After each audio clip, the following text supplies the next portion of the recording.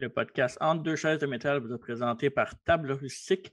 Table Rustique, une compagnie québécoise qui vous fait des meubles fabriqués à la main en bois. Tablerustique.ca, Table Rustique sur Facebook, allez les voir pour les encourager. Et par Gourou, la boisson énergisante biologique québécoise depuis 1999. Bon podcast.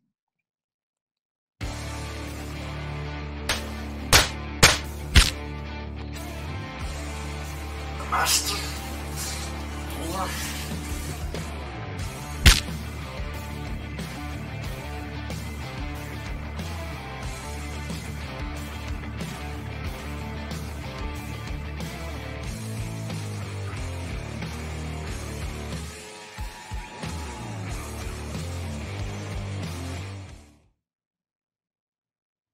Bonjour, l'édition du 23 juillet 2022 de lutte en deux chaises de métal, le podcast de lutte animé par l'ensemble de la lutte. Moi-même, TJ.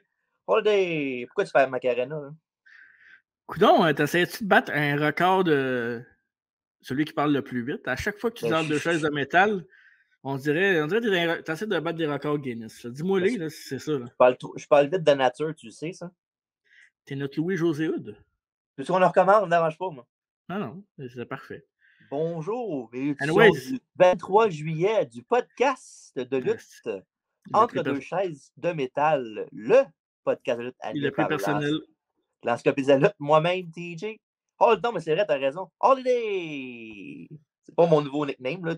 T'as raison, Holiday, là, mais. Voilà. Là, nous autres, on est des one-take guys, fait que là, on n'en recommencera pas.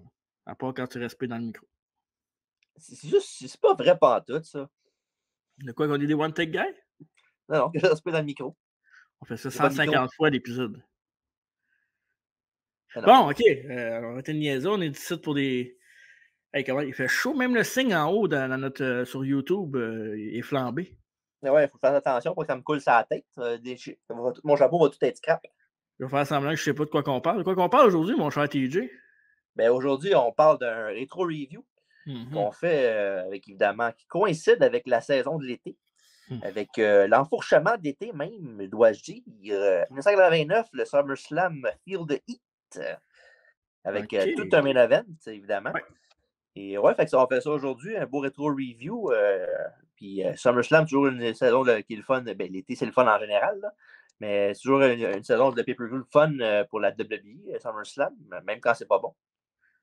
Puis je regardais ça sur notre chaîne YouTube parce que c'est souvent là qui est mon référent quand je cherche de quoi pour le podcast. On a fait, je pense que c'est le podcast qu'on a fait le plus de review SummerSlam. Tu crois?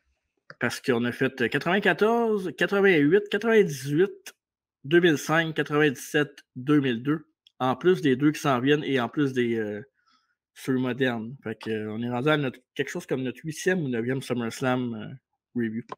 C'est sûr que Rumble, WrestleMania, ça la cote pas même? Non, c'est SummerSlam le premier. Ça se peut. C'est toi le gars de chiffre sur le podcast. Fait que, moi, j'étais un gars de chiffre. Pas pire avec les chiffres, puis ça se fait de ma cervelle. Mais en parlant de chiffres, oui. Vous êtes beaucoup à nous écouter sur YouTube. On vous remercie en vidéo. Et vous êtes beaucoup aussi en audio. On vous remercie en vidéo, mais en audio, il ne faut pas les oublier, nos gens de l'audio, parce qu'il y en a beaucoup et de plus en plus. Selon les statistiques, sur Balado Québec, Spotify et Apple Podcasts, vous êtes de plus en plus nombreux. Et n'oubliez pas de nous suivre sur Facebook, Instagram, Twitter, TikTok et Twitch, où nous allons faire notre retour d'ici 4 ans. On a une bonne date, hein?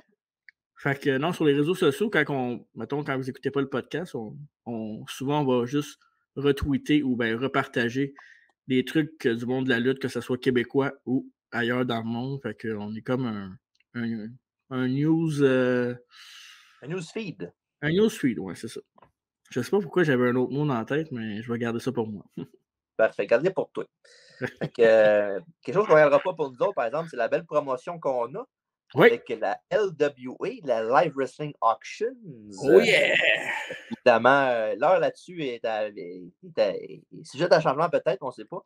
Mais dimanche, le 18 septembre à midi, ou en dehors de ça, là, il va y avoir une belle signature au headquarters du Firehouse. Yes. Avec évidemment Bill Eadie, l'ancien Axe Demolition et de Mask Superstar, entre autres. Oui. Avec des belles photos ici qu'on voit sur YouTube. 40$ chacune. Des 8 by 10, ça, non? Pardon? C'est tout des 8 by 10? Je pense que oui, hein? J'imagine que oui, là, mais peut-être qu'il y a l'exception. Comme je ne sais pas si le dessin en dessous, le numéro 7, il est plus grand que les autres, peut-être, ça se peut. Plus grand que nature. Oui, c'est ça. Fait qu'évidemment, soyez là pour cette signature-là, le 18 septembre. Puis mentionnant de Chaise de métal, il paraît, comme à chaque nouveau membre de LWA qui mentionne en Chaise de métal suite à leur premier achat sur un encart en direct ou en personne dans la journée de signature de Axe, vont recevoir un beau cadeau de la LWA. Que ce soit une figurine, un magazine ou une carte à collectionner, n'importe quoi. Vous allez avoir un beau cadeau par-dessus de votre achat que vous allez faire. Fait que, profitez-en, c'est le fun, toujours des petits cadeaux. Puis en plus de ça, on va être sur place pour vous serrer la pince si jamais vous voulez nous dire bonjour ou juste nous dire qu'on soque aussi, vous avez le droit. Mais ça m'étonnerait parce que c'est pas le cas. Le gars a confiance en lui. Ouais. Mais sinon, pour revenir à la bonne humeur, la LWA a un show très bientôt, mon cher TJ, et ça, je pense que c'est pas plus tard que demain. C'est pas la compétition de parler vite, toi, là. Ouais, je sais, ça marche pas. Hein, oui, justement, demain, à 19h PM, on a évidemment une auction, une très belle auction avec le Firehouse, avec Joe McCarthy, son acolyte. Son sidekick. Oui, mais c'est pas gentil, un sidekick, son partenaire. OK. Oui, parce que dans le fond, ça, fait que dans le main event de la soirée, c'est, en fond, je dis main event, mais c'est peut-être les main events, les connaissances, on ne sait jamais. Avec Ricky the Dragon Steamboat, je ne sais pas ça va être quoi l'objet en général, en tant que tel, mais j'ai hâte de voir ça. Ricky Steamboat, pas grand monde qui ne l'aime pas. Non, un gars super aimé. Moi, j'ai l'impression que ça va peut-être être quelque chose qui va avoir rapport avec WrestleMania 3. Oh, c'est possible, certain. Fait que tu me diras ça parce que moi, je ne serai pas présent à cette auction-là. J'ai d'autres occupations. Ah, occupation double? Non, triple. Ah, parfait. J'ai un enfant quand même. Oui, c'est vrai. Deux. Mes petits coquins.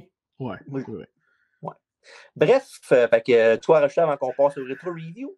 Oui, je vais te lancer la flamme en disant « messieurs, bienvenue en 1989. » Et qu'est-ce qui se passait dans la vraie vie en 1989? Oh, c'est vrai! Hey, je l'aime ton segment, pour vrai, ton petit... Pour vrai, sarcastique, là, tu me niaises. Non, mais à 93, je pense que je vais être capable de deviner quasiment tout. Non, c'est pas sarcastique ou non, tu me niaises? Non, j'aime ça. Non, j'aime ça. OK, parfait. Pour vrai. Ben, je suis content que tu aimes ça. Moi aussi, j'aime ça, faire les recherches là-dessus, c'est toujours le fun. Mais essaye de deviner, OK? Ouais, ben, comme ça, je pense pas que tu vas trouver grand-chose. Non, je pense pas non plus. Peut-être. Ben, moi, première chanson au palmarès en Amérique du Nord. C'est un guess? Un groupe ou un... Donne-moi un indice. Un groupe, un chanteur ou une chanteuse? Cheyenne Twin. 1989, oui. Je sais pas. Hey, non, c'était la chanson Cold Hearted de Paula Abdul. T'as raison, il n'y avait pas de chance. C'est ça. Et le premier film au box-office, c'était Portrait craché d'une famille modèle avec Steve Martin, Rick Moranis et un jeune Keanu Reeves. Et le jeu vidéo le plus populaire, en fond, le plus récent qui était populaire, c'était Tetris pour le Nintendo Entertainment System, le beau NES, le Nintendo ordinaire qu'il appelle. Et je sais que tu vas aimer la prochaine affaire. Dans le monde du sport. Oh yes! Attends. Là. Vas-y.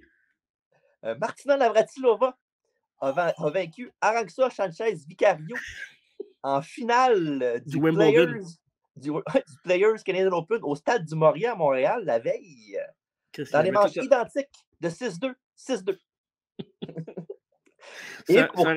T'aurais dû me le dire, j'aurais pu demander à Yvan Ponton de venir nous le dire, ce segment. C'est vrai. Ouais. Prochaine fois, on va reprendre. Les jeux de tennis en temps de SummerSlam, ça arrive peut-être plus souvent. Pas mal plus souvent, ouais. Pour terminer le segment dans la vraie vie, un petit ajout que j'ai fait comme ça, parce que c'est facile, parce que je l'ai. Je pense que ça va être moins bon, ça. Pour le WWF Magazine du même mois que le pay-per-view, je vous présente ici. 89? Ah, 89. T'es toutes, oui. Ah, les Rockers! Marty et Sean. Puis dans le magazine en tant que tel, j'ai trouvé 2 affaires qu'il faut que je te partage. Là, le magazine, il est en bonne shape. Il est top shape. Oh, il est criminel.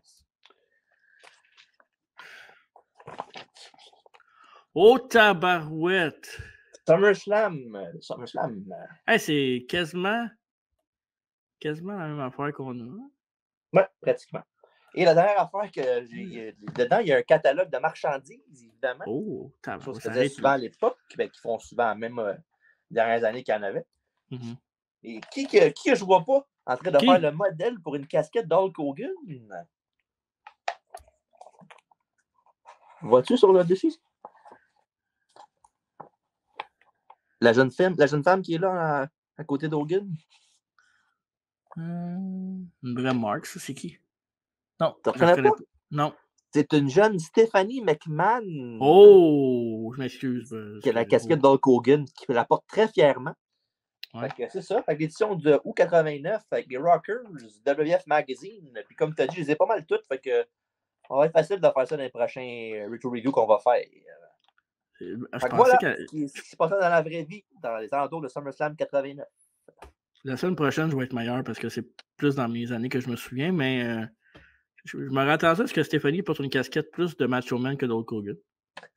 Ouais, mais c'est pas sa photo. Surtout quand elle a fini la photo, elle l'a enlevée par celle de Macho Man. C'est ça, hein? C'est ça qui est arrivé. Éviter les soupçons. Exact. Bref, SummerSlam 89 est le deuxième gala de ce nom. Il y a eu le 28 août 89 en direct du Meadowlands Arena de East Rutherford, New Jersey. Et évidemment, SummerSlam 88 qu'on a reviewé, comme tu as dit tantôt. On est rendu, les deux premiers vont être reviewés après aujourd'hui. C'est toujours le fun de voir ça. Ça m'a fait rire parce que hier, il y a quelqu'un qui m'a demandé, puis ça, c'est pas une blague, là, je sais que je fais souvent des jokes, mais il y a quelqu'un qui m'a demandé en DM est-ce que vous allez faire SummerSlam 88? C'est fait, mon ami. Ah, pour vrai, nice. Oui. On le salue. Et je les salue. Parce que c'est un autre podcast. Ah, d'accord. Je pourrais les nommer. Si tu veux, vas-y. Non, ça me tombe pas. Non, attends, parce que je me souviens plus. Je pensais de poser ta phrase là, pour pas les nommer, là, puis dire le nom c'est qui après. Là. Non, c'est mes amis de C'est juste la lutte. Ah, cool. Le podcast, fait que c'est ça. Allez voir ça, ils font du bon stock qui est différent aussi de nous autres. Fait que c'est toujours le fun des podcasts de lutte, il y en a beaucoup, mais il faut se démarquer hein, aussi. Tu as sûrement un de nos 245 abonnés sur YouTube. Absolument. T'es content de le dire. Hein? On ne se rendra pas à 250 avant SummerSlam 2022. Prouvez-y qu'il y a tort. Prouvez-y qu'il y a tort, là, OK? C'est pas une tactique pour faire augmenter les... Pas que ça marche, là, oui. Ça, non. On fait pas ça, on n'est pas shady de même, nous autres. Non. Et dans le Dark Match de la soirée, Dino Bravo a battu Coco Beware par un compte de 3. Fait que, petit match qui a duré plus de 32, je ne me trompe pas. Non, 8,52. Quand tu ne connais pas tes stats, tu vas me là, OK? Ouais. Parce que moi, je ne l'ai pas devant ma face. Toi, tu l'as devant 8,52 bell to bell. Dino Bravo l'a emporté. Qui est parfait. Je n'ai pas vu le match. Bref. Pardon? Je ne l'ai pas vu, ce match-là, moi. Je vais m'abstenir de beaux commentaires si j'en ai pas des beaux à faire. OK, parfait. C'est pas simple et fluide, en tout cas. Non, vraiment pas. Attends, me voler mes punches. Les commentateurs de la soirée sont Tony Schiavone, ben oui, Tony Schiavone, et Jesse The Body Ventura. Oh, tout un duo. Arc. Et il nous parle dans le fond des matchs du gala. Il nous envoie l'intro avec le thème musical du Royal Rumble éventuellement. Fait que c'est bizarre un peu de voir ça. Un peu out of place quand on sait la suite, mais quand même. Pendant la vidéo, on voit c'est des prises de lutte mélangées avec des affaires d'été. Fait que entre un pile driver, des brainbusters, tu vois quelqu'un qui mange une crème en glace. Après un close-in de Donkey Dogman, tu vois quelqu'un qui fait du vélo, puis ainsi de suite. Fait que. C'est quand même cool comme ajout. Là. On sait que plus tard, WWE a fait des belles affaires, mais là, on ne faut pas oublier qu'on est en 89, puis que niveau production, vidéo, WWE ne sont pas encore rendus là. Mais à cette heure, on peut faire n'importe quoi. Ouais, c'est sûr. Le progrès. On peut arrêter le progrès. Non. Exact. Et match numéro 1, on commence ça en force avec par équipe avec les Brainbusters, les champions actuels de la WWF, avec Bobby et Brain Heenan dans leur coin, contre la Hart Foundation dans un combat pas pour le titre. Dans le fond, les Brainbusters ont remporté le titre par équipe le 18 juillet contre Demolition dans un combat 2-3 aux enregistrements de Science Main Event 22 qui ont passé à NBC le 29 juillet. Et en fond, l'histoire du match, c'est que les titres ne sont pas en jeu parce que le contrat du combat a été signé avant que les titres soient avec les Brainbusters. quelque chose que les commentateurs ont un peu de fun à interagir là-dessus, en voulant dire, Sean O'Malley a dit pourquoi les saisons sont pas en jeu. Mais ils l'ont signé après, ils ont eu les bases après le contrat. Ouais, mais tu peux leur dire pareil qu'ils sont pas champion par après, même si t'es un fighting champion. Ouais. J'aime ça qu'il y a du back and forth avec les annonceurs, c'est le fun. Ouais, c'est vraiment le fun. Ouais. T'as pas mis le match graphique? Mais on n'est pas rendu là. Ben oui, match numéro 1, je viens de le dire. Mais non, mais t'es en train de parler du match. Je vais le mettre quand ça va être le temps. Non? Mais tu mets ça avant le match, là. Oui? Ouais, match numéro 1, c'est quoi le problème? Ben là, crime, OK. L'histoire... Hein, quoi? Hein, vas-y, continue. Parfait. Enfin, Brett prend les devants sur Tully avec des arm drags, ensuite sur Hearn, quand Jim Neidhart embarque et qui s'en prend au bras de Anderson. Ça, Blanchard, lui, subit le même sort pas longtemps après. Un très beau travail de la Hart Foundation dans les premières minutes du combat, parce qu'il a l'avantage pendant au moins un bon 3-4 minutes. Mm-hmm. Les Busters ont le Hitman en double verrou de poignet supérieur en top wrestler pour les amateurs de lutte. Les Anglais. Oui. Mais Brett fait un backflip et leur fait un double bras de traînée japonaise. Et Arn et Tully vont se regrouper en bas de l'arène. Ouais. What a maneuver! Wow! Blanchard, après ça, fait une blind tag à Anderson que Hart ne voit pas et Anderson ramasse Hart avec un double axe en arrière de la tête. Mais malheureusement, l'avantage est de courte durée quand Hart essaye un Vader Bomb mais reçoit les genoux dans l'abdomen.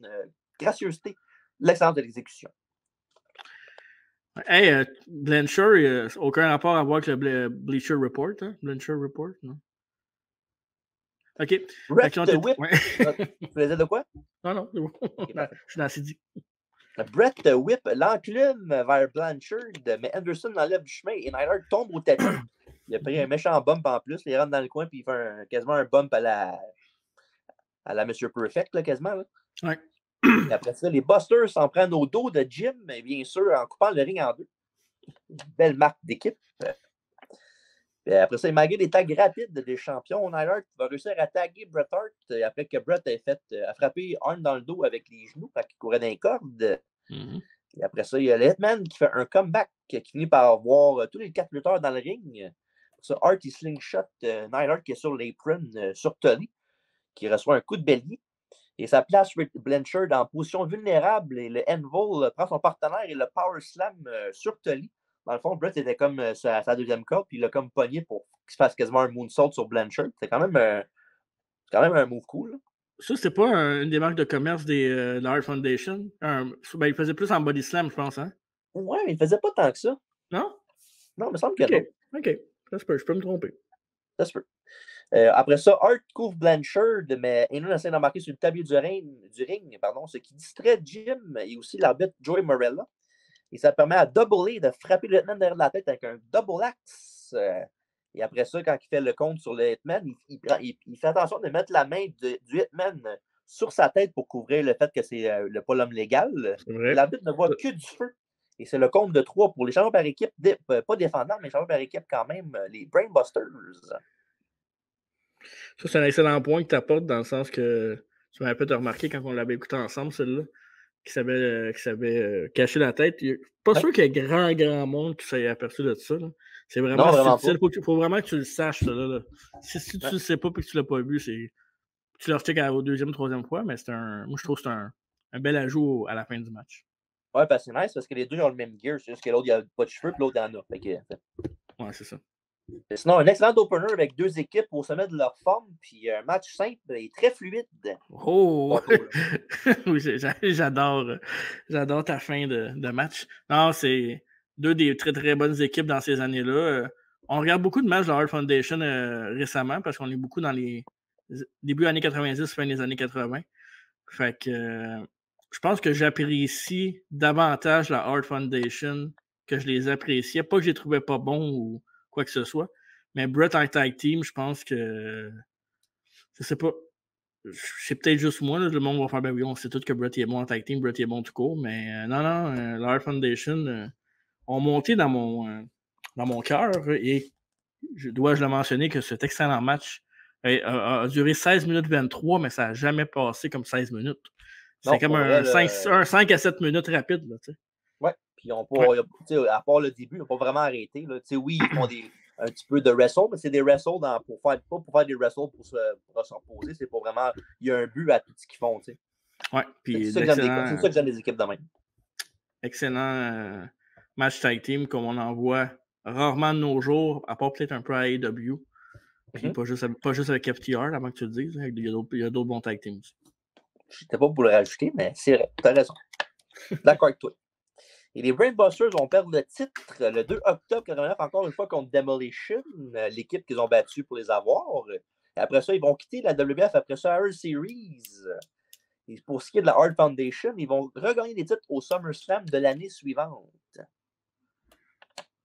Ouais. Après ça, on y va avec Interview Time avec Major Okerlund. Fuck, j'ai oublié mon bonhomme. Et Dusty Rhodes. Dusty dit qu'il est le propriétaire de l'Heartbreak Hotel et c'est lui qui porte les Blue Suede Shoes. Il dit qu'il ne peut pas chanter. Il leur a prouvé qu'il avait tort. Et évidemment, oui. On sait tous que je peux danser des cercles autour de Honky Tonk. Dans quelques instants, Honky, tu vas avoir l'opportunité de montrer au public que Dusty Rhodes ne sait pas lutter. Ce soir, tu peux être assuré que je te botte le boulet. Quel charisme. Tout un personnage, hein? En tout cas, moi, si jamais j'avais écouté des... Pas pour rien qui aidait avec les promos à NXT, hein? C'était un des gars avec qui tu fasses ta promo pour passer ton texte à NXT pendant que TJ est parti chercher son Mean Gene, évidemment, j'imagine. Non. Fait que, ouais, c'est que je disais que c'est avec lui qu'on faisait les tests de promo NXT. Oui, si jamais si vous êtes un lutteur québécois et que vous avez de la difficulté dans ce domaine, je vous conseille des tapes de Dusty Rhodes, bébé.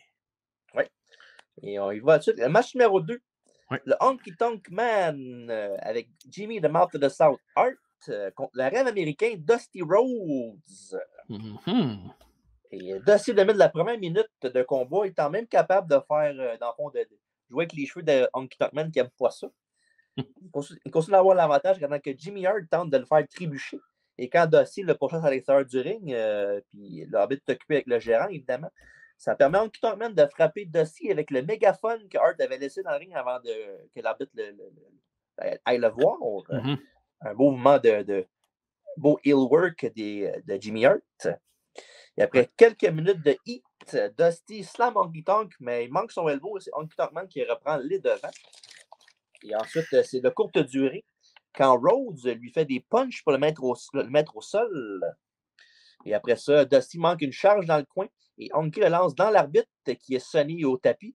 Puis pendant qu'il voit que l'arbitre est à terre, Honky demande sa guitare à Jimmy Hart qui lui donne la bouche du sud. Et il tient Rhodes pour lui. Sauf que malheureusement pour les deux, c'est Honky Tonk Man qui reçoit le coup de guitare quand Dusty Rhodes s'enlève du chemin. Et c'est le coco de Honky Tonk Man qui mange le coup. Mm-hmm. Et après ça, on a un elbow bionique plus tard et c'est le 3, la victoire du rêve américain. Et après ça, on a Sean Mooney qui vient interviewer Honky Tonk Man après le combat. Puis ce dernier pense que Jimmy Hart et Priscilla Presley qui vient lui montrer où est le stage pour son concert. C'est drôle, rire des commotions cérébrales. Hein. Bref. Autre époque, autre mœurs. Ouais. Sinon, c'était un match, là, rien d'autre à rajouter vraiment pas. Un match divertissant, tu sais, quand Honky Tonk Man puis Dusty Rhodes, Dusty Rhodes, je l'aime, il est divertissant, c'est ce qu'il fait dans un ring. Des fois, je trouve qu'il en fait trop, mais tu sais, c'est correct pour l'époque. Mm-hmm. Je vous dis, vous allez voir ses promos, c'est pas pour rien. Doser quand même un peu. Mais on était chanceux à cette époque-là. Tu sais, le match, comme tu dis, il était bon sans non plus d'artifice. Là. Un deuxième match, que ça carte. Mais on était chanceux à cette époque-là d'avoir dans le même show comme manager Jimmy Hart, Bobby Heenan, puis Sherry Martel, entre autres. Non, mais c'est vrai. Qui? Slickster Brother! Tu l'as déjà dit, c'est ça? Exact. Non, mais pour vrai, la chance qu'on a eue de voir des shows de lutte avec tous ces managers-là. Puis on va s'entendre là-dessus. Là. Les gars qui manageaient, souvent, n'avaient même pas besoin de manager. Là. Trop fort du temps, non? Fait que une grosse chance qu'on a eu de vivre cette époque-là, même si nous autres, on l'a vécu peut-être un petit peu plus tard pour 89, parce qu'on était jeunes quand même. Ouais, en effet. Ouais. Après ça, on a Interview Time avec Major Okerlund. Ah, c'est sûr qu'il est allé chercher les gens de YouTube. Vous êtes chanceux. Vous avez un bonus. Un beau Mean Gene. Il est tellement... Je le trouve bien, le bonhomme.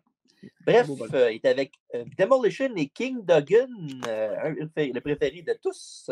Fuck. Et Duggan porte un masque comme Demolition avec une couronne sur la tête. Puis même son 2x4 aussi est un 2x4 aux couleurs de l'Amérique avec une couronne dessus. Tu sais, d'ailleurs, c'est peut-être Dusty Rhodes qui voulait toi en mettre. Là. Le ridicule du pas, hein? De toute beauté.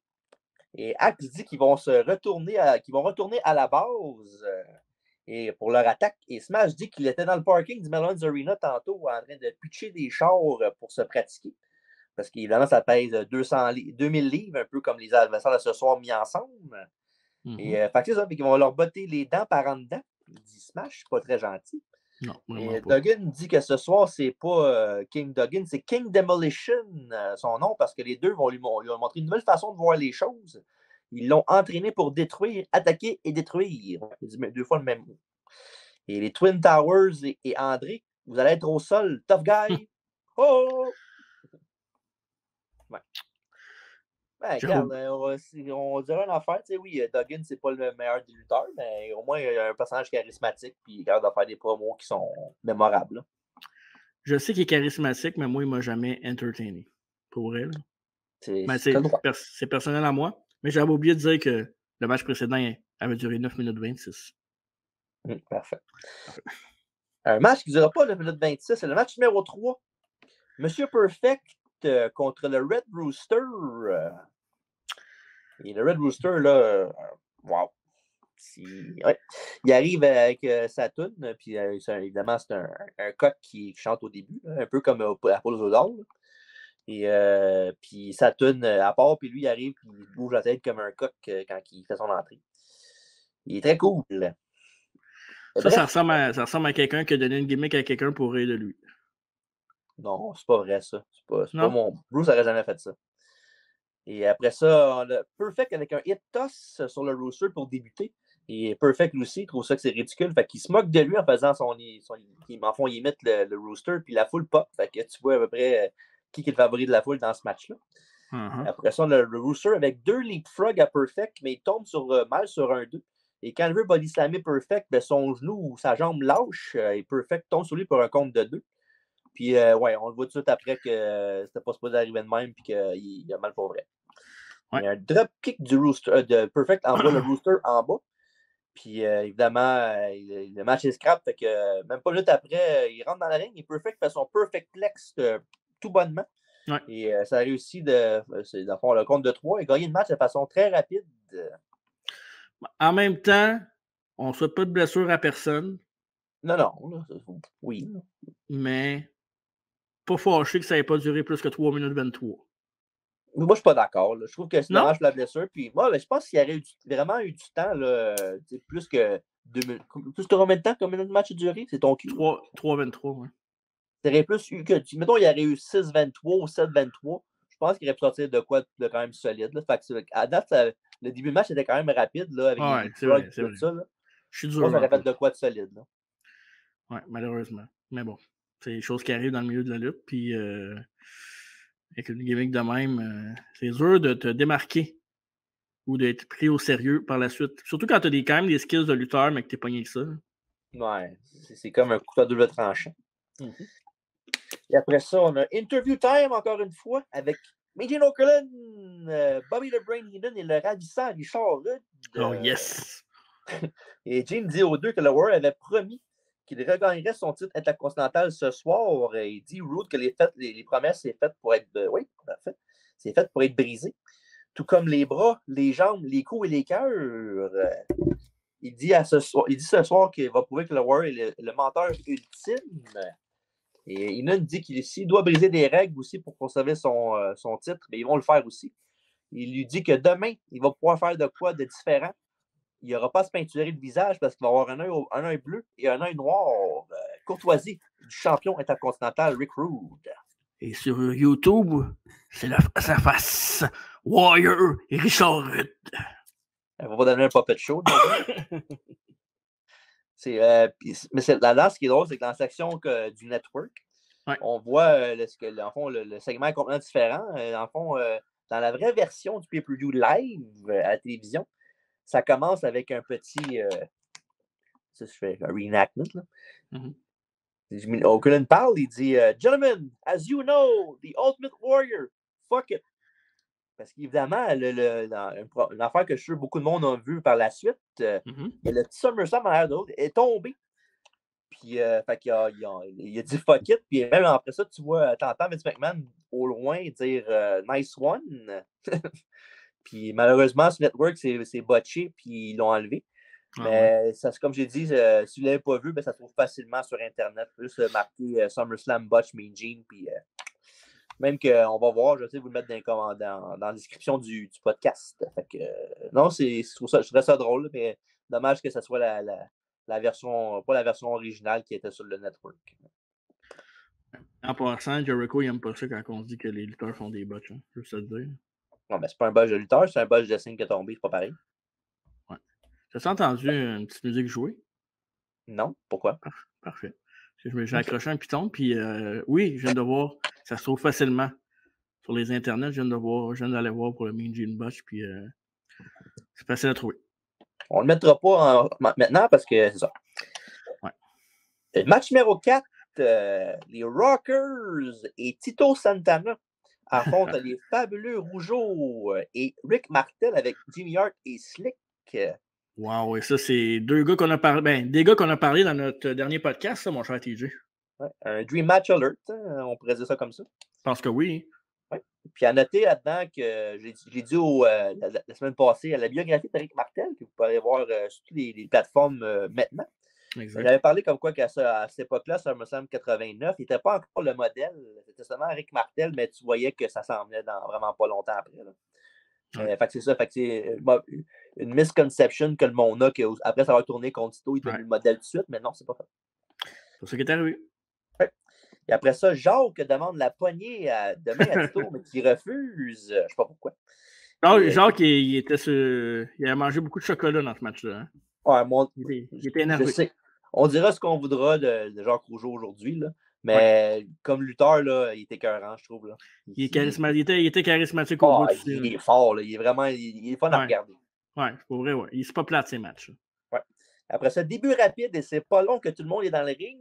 Les faces sortent les heels en faisant chacun un drop kick. Puis évidemment, ils se retrouvent avec leur gérant. Quelque chose on a vu souvent aujourd'hui. Ouais.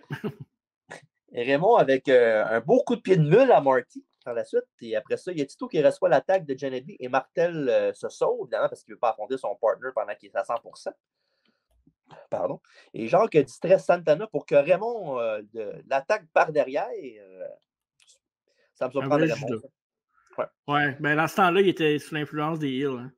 Ouais, il était l'influence de Jacques, sûrement. Exact, probablement, oui. Après un double chop des frères, le futur modèle est maintenant prêt à rentrer dans le ring parce que Tito est dans le trouble, évidemment. Classic heel.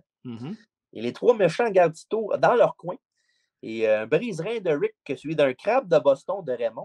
C'est bizarre que ça ne soit pas d'Eric Martel, parce qu'on finish par la suite. Exact. Oui. Ouais. Et les Rockers sont pris avec l'arbitre et Jacques en profite pour une descente du genou dans le dos de Santana pendant qu'il est dans la Boston Crab. Il y a un compte de 200 sous. Et après ça, on a Santana qui montre des signes de vie avec un crossbody sur Jacques pour 2 et un sunset flip sur Raymond pour 2. Ah ouais, Raymond! Ah vas-y, Raymond, tag-moi! Il réussit à s'enlever du chemin quand Jacques arrive pour le frapper avec un genou volant et c'est Raymond qui le reçoit sur le nez. Et après ça, l'attaque se fait des deux côtés avec Martel et Michaels qui sont les hommes légaux. Et après ça, on a Sean avec un back body drop sur Rick et un punch à Raymond. Un dropkick et une souplex à Martel et la foule est électrique pour vraiment le comeback de Sean. Et après ça, on a eu un coup de poing en sautant de la 3 sur Martel et c'est au tour de Party Marty d'embarquer. Et après ça, il y a Sean qui pendant que Genetti donne un swing d'un corde, il fait juste pogner Genetti en press slam et il fait tomber sur Rick. 1-2. Mais Jacques arrive pour casser avec un elbow le pin, mais c'est son partenaire Martel qui reçoit le coup quand Sean a eu la manœuvre. Et après ça, tout le monde est en dedans. Les Rockers lancent les rougeaux dans Rick, qui est au milieu de l'arène. Après ça, on a un coup d'avant-bras à la volée de Santana sur Martel, mais qui, après l'impact, sort en bas du ring. Quelque chose qui était très intelligent de sa part, à moins que je ne sais pas si c'était voulu. Là. Sûrement. Je pense pas que ces 6 lutteurs-là laissaient beaucoup de choses au hasard. Ouais, non, mais des fois, ça peut être sur l'impact aussi. Puis ils ont fait fuck it, là aussi, ça se peut. Là. Non, je pense que c'était voulu. Je pense. OK, parfait. Et après ça, il y a Marty qui a Jimmy Hart par le collet et Jacques le roll-up. John était renversé avec un pin lui-même, mais Rick, pendant qu'évidemment l'arbitre était occupé avec d'autres personnes, frappe Hardy avec une corde à linge direct sur la gorge, fait le tomber. 1, 2, 3. Et la victoire de nos fabuleux Québécois modèles. C'est ce que j'ai fait. Fait que ça, tout un combat, puis tout le monde était vraiment, vraiment solide dans ce combat-là. Vraiment, là. Les mots me manquent. Puis pour vrai, là, on aurait pu switcher de team heel-face, ça aurait donné la même affaire. Ben parce oui, que on en a parlé avec Martel quand il était en face. Tu l'avais précisé que Martel en face, quand il faisait ses comebacks, c'était quelque chose. Les Rougeaux, on sait comment ils sont capables de donner de l'énergie. Mais un pace rapide comme que j'aime. Puis tu sais, aujourd'hui, on voit beaucoup on va les appeler les matchs trio. Les matchs avec beaucoup de manœuvres, genre que tu fais comme wow, personne n'est capable de faire ça ou c'est juste malade. Mais dans ce temps-là, le pace était aussi rapide, mais avec des manœuvres totalement basiques. Puis ça nous faisait lever notre siège. Parce que les fans étaient tellement impliqués dans ce match-là, c'était fou. Là. Puis le pace, c'est que tu parles de 2 secondes qu'on aurait pu changer l'ordre des lutteurs dans le match, ça aurait été la même affaire, aurait été aussi bon. Mais imagine, tu aurais changé Martel l'autre bord, en babyface qu'on connaît avec Martel, puis l'autre bord, tu mets Shawn Michaels. Je pense que ça aurait été encore même meilleur, je pense. Ouais. Mais c'est ça. Tu peux pas te tromper que c'est 6 gars-là. On en a parlé dans l'entrevue avec M. Raymond Rougeau, qu'il a travaillé souvent avec les Rockers, il a travaillé avec un Sean un peu nerveux. Puis, ben, écoute, à date, la carte n'est pas finie, mais à date, c'est mon match à soirée. On n'a pas à se plaindre. Non. Et après ça, on a Tony Schiavone qui fait un flashback sur la rivalité entre le Warrior et Rick Rude. Et dans le fond, au Rumble 89, les deux ont un super pose down, dans le fond, une affaire de muscles. Ouais. Qui montrait leur physique. Et pendant que le Warrior s'exécutait, ben, en fond, Heenan, il y a une bouteille d'huile, puis il l'a mis dans les yeux de Warrior qui a no-sellé, parce que je ne sais pas si c'est pas ça dans sa tête. Il n'y a pas personne qui sait ce qui se passe dans la tête du Warrior. Non, ça, c'est vrai. Puis, sauf que Rick Rude, par exemple, lui, il a fait réagir quand il a jumpé par derrière avec une barre d'exercice. Puis après ça, pendant que le Warrior était à terre, il pognait un camel clutch avec, évidemment, la barre d'exercice dans la gorge. Fait que Warrior a été mis à terre par Rude assez facilement. Mais c'est sûr que tu fais ça avec une barre d'exercice de métal. Bon. Ouais. Surtout de métal. Oui. Et ensuite, à WrestleMania 5, Rude, avec l'aide de Bobby Heenan, a été le premier à piner le Warrior et gagner le titre intercontinental pour le seul titre en solo de Rick Rude à la WWF.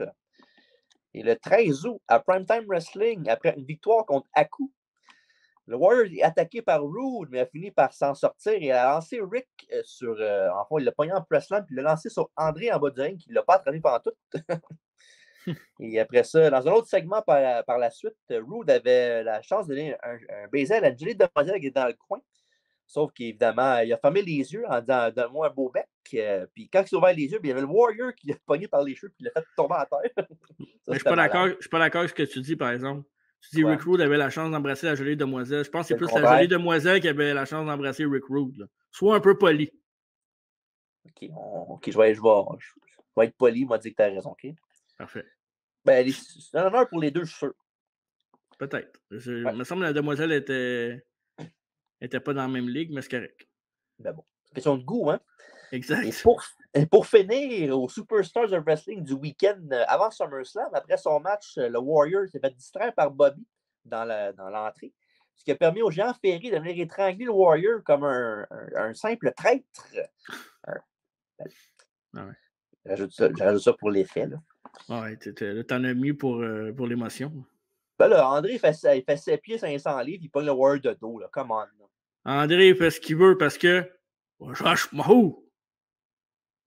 Ça, c'est les mots d'André. Hein? Non, c'est pas toi qui dis certain. Après ça, on a Interview Time avec Eugene Okerlund et le Ultimate Warrior. Et en fond, Warrior coupe Gene en criant et il dit que la condition qu'il avait a commencé à se détériorer. Et le reste, il parle tellement vite que ça ne veut pas rien dire que j'ai pas compris. Mais en gros, il a dit qu'André va y goûter et que Rude va se rendre odieux above quand il va le battre 1, 2 et 3. Ce qui nous amène au match numéro 5. Wow! Ravishing Rick Rude avec Bobby the Brain Heenan dépasse son titre intercontinental contre l'Ultimate Warrior. Et je vous dis tout de suite, un match pour les âges. Allez voir ça, Rick Rude, Ultimate Warrior.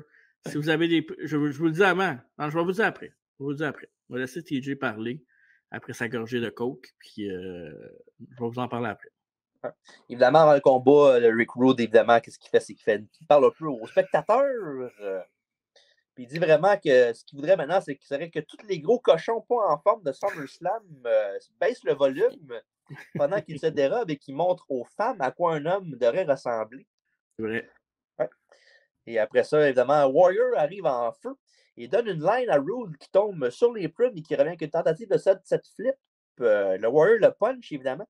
Et ensuite, le prend à bout de bras. Il le garoche en bas du ring avec un press slam. Et après ça, il y a à l'extérieur du ring, il y a le Warrior qui frappe Rick Rude avec la ceinture intercontinentale. Pendant ce temps-là, quand il a dit ça, genre, le commentateur heel, Jesse Ventura, disait oh, il frappe avec une ceinture, c'est une disqualification, ça. Puis là, il a dit mais Kim, il est à l'extérieur du ring, ça compte pas. Puis il dit ça compte pas. Puis s'il pogne un gun puis il tire, tu peux pas le disqualifier parce que c'est à l'extérieur du ring. T'es aussi cave que Monsoon. Il a pas tort. Ouais, il a raison. Je trouve ça vraiment drôle parce que tu vois que Jesse se fâche pour vrai quasiment. Jesse Ventura, on sait bien quand c'est pas dans son opinion à lui, il se fâche tout le temps. Respecte son opinion, OK? Non, fuck off. Et on a le Warrior qui nous souplesse à l'extérieur du ring sur Rude et après ça, il le ramène et le relance en bas du ring tout de suite après. Ouais. Et après ça, on a un double axe de la 3 qui connecte sur Rude. 1, 2 et un dégagement. Et après ça, un body slam pour un autre 2. Une suplex verticale pour un 2 encore. Et après, un atomic drop. Le Warrior imite le mouvement de bassin de Rick Rude, ce qui était quand même très drôle. Ouais, il l'a pas aussi bien, maintenant. Ben, c'est voulu. Faut pas qu'il l'aille Rick Rude. Non. Ouais. Après ça, le Warrior monte au top, mais c'est Rude qui le fait tomber. Il lui travaille ensuite le dos. Et après ça, on a une collision triple entre Rude, le Warrior et la bête Joey Morella. Et après ça, il y a Rude qui est debout avant tout le monde, mais c'est court. Aucun effet sur le guerrier ultime. Et après ça, le Warrior prend le dessus. 2 lines, un power slam, sauf que l'arbitre ne peut pas compter, évidemment, vu qu'il est knock-out. Après ça, on a un marteau pilon. Le ref commence à se réveiller lentement. 1, 2, et Rude, en bon vétéran, il a mis le pied sur la corde, sachant où il était dans la ring. Marteau pilon qui était à l'époque le Canadian Destroyer de l'époque, d'aujourd'hui. C'est vraiment un finisher, là. Ouais, mais il y avait beaucoup de monde qui le faisait, le marteau pilon, à l'époque. Ouais. Et après ça, on a un beau power slam en courant à la British Bulldog. Après ça, il va dans les cordes pour son splash, mais il reçoit les joues du champion sur le ventre. Après ça, il y a comme un spot bizarre. Là. Rick Rude veut faire un powerbomb, mais Warrior pense que c'est un marteau pilon. Fait que Rick le fait tomber en pile driver, puis Rude tombe sur ses genoux. Fait qu'en fond, il est quasiment passé vraiment proche de casser le cou. C'est un package, dans le fond. Ouais, mais c'est pas, c'était awkward leur affaire un peu. Là. Ouais. Ça aurait pas été plus catastrophique que ça, là, mais bon, au moins. Un compte de 2 s'ensuit seulement pour Rude. Après un coup de poing de la 3 sur Warrior qui était dégueulasse. La foule s'anime avec l'arrivée de Roddy Piper.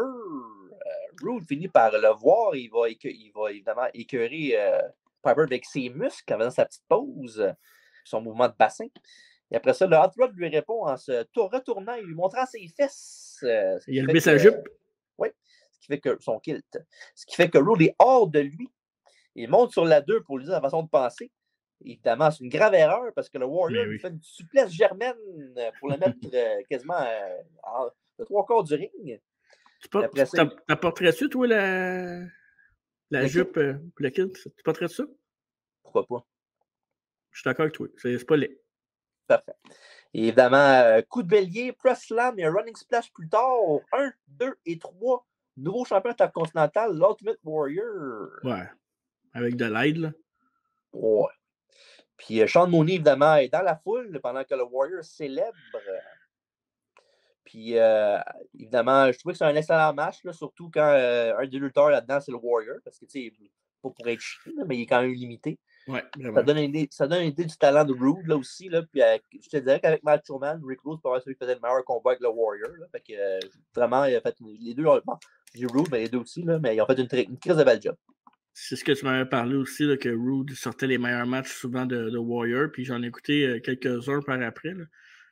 parce que, évidemment, quand on fait le podcast, on écoute le show, mais des fois, ça peut t'amener ailleurs, hein, parce qu'il y a des affaires que tu n'as pas vues ou que tu te souviens peu, ou que tu as vu juste une fois, mais il y a 15 ans.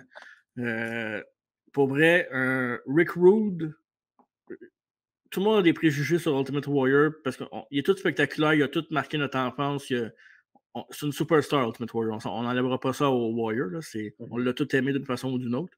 Mais niveau match, allez voir ce match-là parce que Rick Rude, puis j'ai vu un commentaire cette semaine sur Internet, puis je suis pas mal d'accord avec ça. Plus que je regarde le match de Rick Rude, plus que je me rends compte à quel point ce gars-là était un athlète puis un lutteur sous-estimé. On ne parle pas de ceinture, là, on parle vraiment juste du lutteur. Là. Il y avait l'enveloppe, là. Il était beau, il y avait tout le personnage, mais en dessous de ça, là, il y avait du travail. Puis je pense que c'est un gars que le monde aimait lutter contre. Puis c'est drôle parce que là, on parle de SummerSlam 89, mais les deux se sont affrontés à SummerSlam 90, TJ. Hein? Oui, en combat de cage cette fois-ci. La grosse cage bleue? Oui, pour le titre de WBF que le Warrior détenait à l'époque. Oui. Oui, puis un petit... en fond, quelqu'un qui ne connaît pas l'historique du pay-per-view, puis il verrait Piper arriver, il dirait, il me semble que c'est pas... il n'y a rien fait pour que Piper arrive pour le faire perdre. Là. Mais c'est là que je vais vous dire que Rude avait été au Primetime Wrestling la semaine avant SummerSlam, puis lui puis Bobby ont écœuré Piper tout le long du show. Ça, c'est pendant qu'à l'époque, Bobby Heenan était dans l'autre. Il y avait deux studios pour Primetime Wrestling. Il y avait Gorilla puis Piper dans un, puis Bobby Heenan dans l'autre. Puis il avait amené Rude dans son studio à lui, le studio P. Puis après ça, évidemment, à la fin du show, les deux ils sont écœurés un peu trop, fait qu'ils voulaient se battre. Puis quand on est arrivé au studio de Monso, ça va être arrêté par la sécurité avant que les deux puissent se battre. Fait que, évidemment, c'est ça. C'est ça qui a fait que Piper est arrivé dans son combat. Il a fait perdre le match à Rude parce que Rude a écœuré un petit peu trop la semaine d'avant avec Bobby Heenan. Et dans un match qui a duré 16 minutes, 2 bell-to-bell, le deuxième plus long match de la carte de SummerSlam, le premier étant Brainbuster contre Art Foundation qui était 16-23. Mais il n'y a pas de match qui va être plus long que ça par après non plus. Excellent. Et après ça, on a Interview Time avec Mean O'Cullen. Il travaille fort, hein? Il travaille fort, Mean dans un show. oui, c'est lui qui fait des entrevues. Il est dans la foule, c'est tout ça. Il est avec M. Perfect, Mean O'Cullen. Et Perfect dit qu'il n'y a jamais rien eu comme ça avant et qu'il n'y aura jamais rien comme lui après. Et en parlant évidemment de lui-même. Mais après ça, Perfect dit que le Rooster était un tremplin et que Perfect dit qu'il fait toujours ce qu'il dit qu'il va faire puis que personne bat M. Perfect. Personne. Ah bon? Et après ça, c'est un peu le downtime du pay-per-view. Il y a une autre interview time avec Mean O'Cullen, je ne ferai pas deux fois de suite, c'est le même segment. Et Piper arrive. Quoi, tu veux que je fasse pour les complétistes, c'est ça? Oui. Interview time avec Mean O'Cullen et Roddy Piper. Piper dit qu'il peut devenir Rude s'il veut lui aussi. Et tout le monde doit le Piper. Et maintenant que Rude n'est plus champion, et il imagine qu'il va dire que c'est sa faute. Puis bien sûr que oui, que ça l'est. Puis que s'il pensait qu'il s'en sortirait comme ça, ben non. Hot Rod a une réputation à garder. Et ensuite, il part. Mais après, oui. Fait que. Mean O'Cullen, après ça, il voit Ronnie Garvin en tuxedo qui arrive. Il lui demande ce qu'il fait habillé comme ça. Et Garvin lui dit qu'il a une tâche spéciale à faire plus tard. Et Bobby Heenan, après ça, arrive pour parler à Mean Gene. Fait que tu vois que ça n'arrête pas. Là. C'est un segment promo. Là. Et Heenan dit comment que les officiels peuvent laisser Piper arriver aux abords du ring comme ça. Il n'est pas impliqué dans le combat. Il n'y a pas de licence de gérant. Puis il n'y a aucune raison d'être là. Tout ce qu'ils ont travaillé fort pour avoir est parti à cause de lui. Après ça, Rude arrive, il dit à Mean Gene de ne pas l'appeler l'ancien champion petit homme. Il avait Warrior à sa merci, avec aucune chance de s'en sortir. Piper n'était pas supposé être là. Il était censé être chez eux en train de regarder le pay-per-view à la maison. Et Gene, après ça, montre le footage d'interférence de Piper. Il lui dit que c'est Rude lui-même qui a commencé à chercher le trouble en l'écœurant Piper avec sa petite pause. Puis Rude a dit qu'il l'a eu par derrière, que la strap est à lui. Et s'il doit passer Piper et Warrior pour l'avoir, ben c'est ce qu'il va faire. Évidemment, Heenan en perd ses mots. Et Rude est en colère et le segment se termine. T'allais dire quelque chose? Il était temps, là. Après 3 interviews, maintenant, on peut s'envoyer de la lutte. Là. On va crier « On veut de la lutte! » Ah, mais c'est l'intermission du show, là. Ils sont pas là. La bottine. Ouais. Okay. Tony nous envoie à intermission, officiellement. Et après ça, on est au retour. Il y a Mean Gene qui nous montre les moments forts qui entourent le main event de ce soir avec le tournoi par équipe avec Macho Man et Zeus contre Beefcake et Hogan. Hogan out. Oui, et ça a débuté le 27 mai au Saturday Night's Main Event, avant son match de cage contre le Big Boss Man.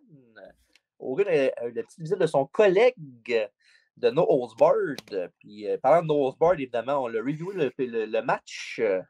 Allez voir ça sur toutes les plateformes. Oui, dans le temps du mois de décembre. Oui, et parlant de décembre, au mois de décembre qui s'en vient, c'est pas tout de suite, je sais, mais on va faire un autre film. Fait que, plus de détails là-dessus dans les prochains mois. Oui, exact. Et c'était Zeus qui a eu le dessus sur le Hulkster ce soir-là. Et le 8 juillet, à Super Shows of Wrestling, pendant un excellent Brother Love Show, le Macho Man et Sherry ont présenté leur nouveau acolyte Zeus pour défier le Hogan et le Beefcake pour un match à SummerSlam ce soir en équipe. Et la semaine suivante, à Super Shows of Wrestling, encore une fois, Hulk et Brutus ont accepté. Et le 29 juillet, au Saturday Night's Main Event, Savage et Beefcake sont affrontés dans un combat 1 contre 1. Et le barbier avait l'homme macho dans sa prise du sommeil quand Zeus est arrivé dans le ring pour frapper Beefcake et le mettre dans une prise de l'ours. Et après ça, il y a le Hulk qui est venu aider son partenaire. Malheureusement pour Hogan, Zeus ne sentait aucune douleur puis rien en face d'Hogan. Avec raison. Quand Zeus oui. Avec raison. Et quand Zeus aurait pris Beefcake dans sa prise de l'ours, Hogan est venu le frapper avec une chaise. Et encore une fois, Zeus n'a rien senti. Puis une affaire que j'aime bien, là, c'est que on parle souvent d'Hogan, que c'est souvent c'est son show à lui, puis il s'en calisse des autres. Mais Hogan, là, quand un gars ne vend pas ses shots, puis qu'il a peur, là, il fait des assez belles expressions faciales. Ouais. On dirait vraiment que c'est la fin du monde. Genre, il est là. What? C'est pas normal, là, brother. Habituellement, ça joue au moins au top. Ben, un coup de chaise, come on! Mais il faut dire que là, il se battait contre un acteur, puis qu'il était souvent à Hollywood. Fait que, d'après moi, il voulait bien le faire paraître, Zeus, quand même. Ouais. Et évidemment, les équipes ont été séparées par la suite. Mais le combat de ce soir est maintenant une couche de plus avec l'histoire comme comment Beefcake et Hogan peuvent faire pour gagner le match si un coup de chaise va capable de faire mal à Zeus à suivre. Ouais. Et là, on est rendu au match numéro 6. Oui, enfin, un match avec un combat 3 contre 3 avec André le Géant et les Twin Towers, Hakim et le Big Boss Man, avec Bobby Heenan et Slick dans leur coin, affronter le magnifique trio de King Duggan et de Axe et Smash Demolition. Notre ami Axe qui va être à Montréal le 18 septembre prochain. En effet. Et Duggan a du maquillage comme Axe et Smash, mais au couleur des États-Unis. Bon, c'est correct, là. Il fait avec le team au moins, là. Un vrai nez brun comme CM Punk avec Sting puis Darby, ça. La même affaire. Bah, dis pas le mot nez brun, OK? C'est un nez brun. Non, tu peux pas dire ça, toi. Domination complète des Faces sur Hakim et ensuite Bossman. Un cheap shot de Hakim sur Axe donne l'avantage à l'équipe d'André. Et le géant s'écrase sur Axe. Il étrangle dans les cordes et l'envoie à l'extérieur du ring par la suite. André, il était pas. Fallait qu'il tienne ses cordes pas mal là, à l'époque. Là. Ouais, il était plus dans son prime, mettons. Ouais. Après ça, on a une tag à Smash qui fait maisonnette avec des body slams sur chacune des tours jumelles. Et ensuite de ça, on a, avec un coup de poing, André est venu mettre Smash au sol, fait que, pour stopper l'avantage des Fakes. Et maintenant, on a tous les participants dans le ring qui se battent en même temps. Et éventuellement, l'arbitre Freddy Sparta est en train de réprimander André au même moment où Hakim fait son Air Afrique Splash de la deuxième corde sur Smash. Et profitant que l'arbitre est distrait avec André, Duggan prend son 2x4 et frappe Hakim dans le dos. Et c'est assez pour que Smash se retourne. Ben, en fond, Duggan a mis Smash sur Hakim pour le compte de 3 et la victoire de King Duggan et Demolition. Avec un 2x4. Ouais, disons que Duggan, c'était pas le. C'était un babyface, mais il trichait pas mal. Bref. 7 minutes de tour. Ouais. Pas un bon match, mais au moins, c'était pas trop long. En tout cas, c'est ce que j'en pense. Moi, j'ai pas le goût de rajouter rien là-dessus. Vous savez mon opinion sur Duggan. Quand il est dans un match, ça augure rien de bon. Parfait. Tu vas être heureux d'apprendre qu'après un graphique sur les Survivor Series pour annoncer que ça s'en vient dans quelques mois à la WBF, on a interview time avec Mijno Cullen, qui est avec Virgil et le $1 Million Man Ted DiBiase. Oh, oui, bébé. Tu vois, hein, on te ramène un peu. Hein? On me ramène, oui. Et SummerSlam est arrivé, dit Ted, merci beaucoup. Et ils vont monter dans l'arène pour montrer encore une fois de plus qu'il est non seulement le gars le plus riche et chic, mais qui est aussi le meilleur athlète à avoir mis le pied dans un ring de la WBF et n'importe où ailleurs. C'est vrai, ça. Il dit même que Snuka, même si Snuka fait son retour dans la grande ville, ça reste qu'il est toujours un natif primitif qui mange des bananes et des coconuts. Différentes époques. Joe Crassis. Ouais. Pendant que moi, je consomme du champagne et du caviar. Cliché de riche, hein? Caviar et champagne. Hein? Ça aurait passé s'il l'avait traité de meurtrier, mais là, banane puis coconut. Ouais. Il dit Snuka, tu vas être pareil comme Jake the Snake Roberts, une simple statistique dans la lutte et une autre victime aux mains de l'homme au $1 million. Hey, comment il s'appelait le. Que tu fasses le monsieur. Voilà. Le serpent de Jake Roberts s'appelait comment? Ben, c'était Damien à l'époque. Damien? Ouais, Damien, après ça, c'était Revelation, je pense. Mon avec des serpents, c'est que ça me répugne, mon calice. OK, parfait. C'est dit. Ouais. Match numéro 7.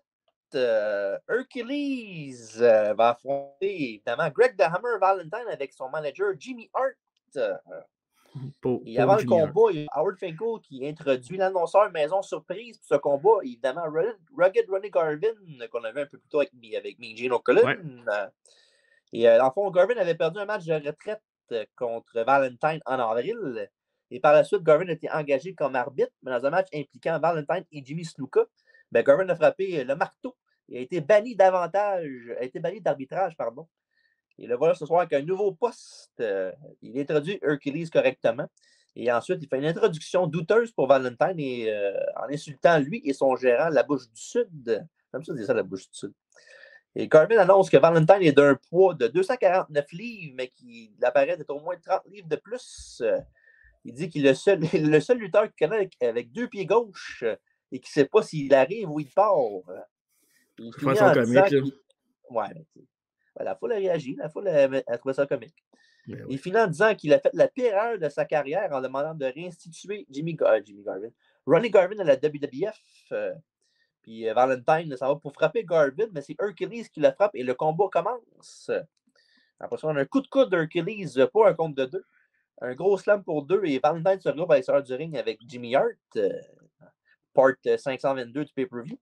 Mm-hmm. Et après ça, Greg embarque, mais il regarde Garvin, fait que Hercules en profite avec un roll-up pour 2. Et après ça, il y a Valentine qui est trop préoccupé avec Garvin qui est assis évidemment à sa place de timekeeper avec Howard Finkel. Fait que c'est Hercules qui en prend l'avantage. Puis Hercules, il est là pour entrer dans l'arène et Valentine l'attaque qui lui fait une descente du coude pour un petit peu d'over sur son adversaire.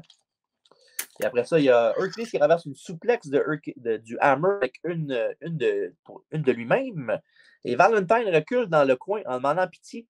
Mais c'est un piège parce que quand Hercules arrive, Valentine le fait tomber et le compte avec les 2 pieds dans les câbles pour la victoire.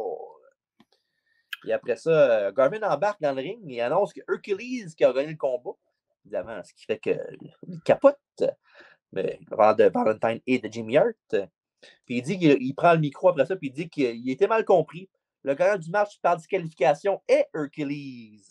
Puis après ça, il y a Valentine qui frappe Garvin en cheap shot. Puis pendant qu'il se bat avec Hercules, tu vois en bas du ring, Garvin qui enlève sa veste. Puis il arrive, puis il fait juste donner un coup de pied à Valentine qui tombe en bas du ring. Puis c'est ça. Un match très court avec pas grand-chose dedans, qui est juste là pour builder la feud entre Valentine et Garvin. Là. Mais au moins, c'était pas trop long, puis ça fait du sens pour ce que ça devait faire. Là. Hercules était plus là pour faire le pont entre les deux autres. Là. Ouais. Mais là, c'est ça. Valentine a gagné, même si dans le record book, ça va être une défaite ou c'est une... Non, c'est une victoire pareil. Non, Valentine a gagné. Valentine a gagné. C'est ça. Ouais. Fait que c'est ça. Un match qui a fait ce qu'il avait à faire. Ça a buildé quelque chose, puis rien d'autre. C'est ça. Et la rivalité entre Valentine et Garvin va se finir au Rumble 90 dans un match de soumission. Et guess what? On l'a reviewé, fait qu'allez voir ça sur toutes les plateformes. On l'avait fait SummerSlam 90 aussi, hein, je pense. Non. Non, parfait. L'année prochaine. Il dit Mario dans son petit calepin. Et après ça, évidemment, qui dit après un combat, il dit Interview time avec Michelle O'Cullen. Bon, là, faut je me prépare, là, c'est ça. Il est avec le Macho Man Randy Savage, Zeus et la sensationnelle Sherry. En dos d'un chaudron d'eau bouillante. Et ceux qui sont sur YouTube, là, c'est de toute beauté cette photo-là. Là. Ouais, on aurait aimé ça vous montrer le vidéo, mais malheureusement, on ne peut pas. Là. Ils sont allés voir sur Internet. Là. C'est très dommage parce que c'est classique. Ça vaut son petit pesant d'or. Exactement. Et Jean demande à Sherry qu'est-ce qu'il y a là-dedans et elle dit que c'est le chaudron de la démence, littéralement. Et ce qui va les aider à se débarrasser de Hulkamania de Beefcake pour de bon. Et Sherry dit qu'elle voit dans le fond dans sa marmite. Là. Puis elle dit qu'elle voit Hogan au sol, elle voit Beefcake en train de souffrir de sorte de douleur. Puis il voit même Elisabeth aussi en plus petit. Puis ouais, fait que match après ça, Jean demande à Savage qu'est-ce que lui voit. Puis il dit qu'il voit la même chose que Sherry, mais en plus petit, en petits morceaux, si vous voyez ce que je veux dire. Puis il dit à Hogan que c'est la fin de la route et qu'il la voit dans sa marmite. Il dit qu'il voit aussi Sherry triompher d'Elisabeth et que la fin est incroyable. Pour moi, typique dans les années 80 WBF avec. Je ne veux pas lancer de rumeurs, mais peut-être une ligne de coke ou deux avant la promo. Ça, c'est peut-être, mais quand Macho Man a l'air le plus lucide dans tout ça, c'est pas normal. Ouais, il y a ça. Match numéro 8. Ted, l'homme au million de dollars, Ted DiBiase. Mais non, faut que tu fasses la fin des promos, pas en plein milieu, je pense. Okay.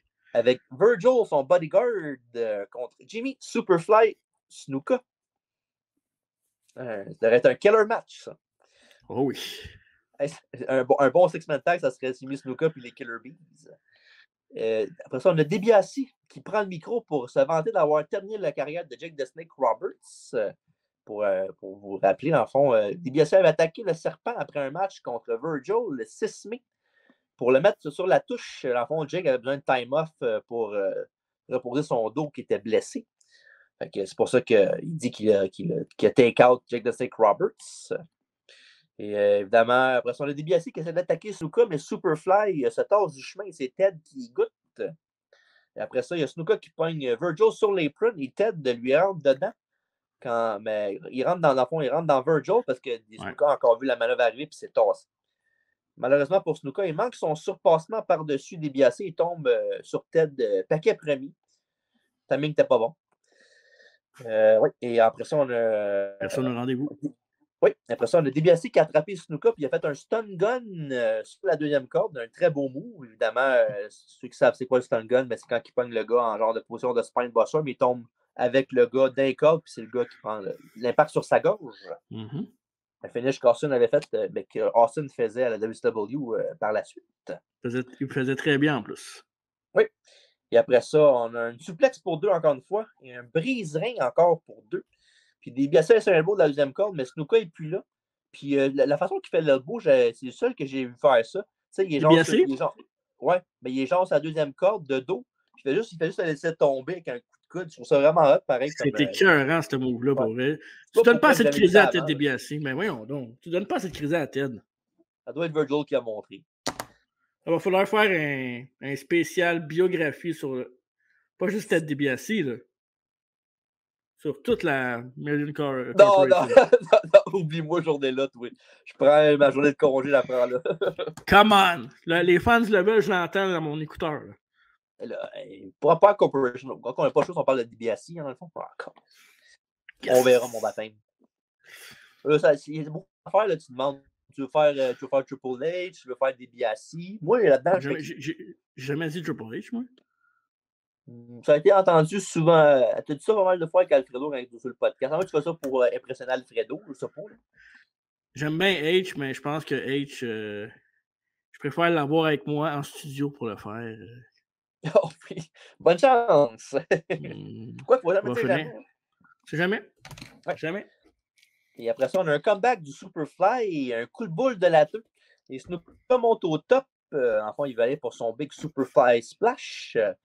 Sauf que Virgil le distrait, puis évidemment, Snuka, il le pourchasse en tour du ring.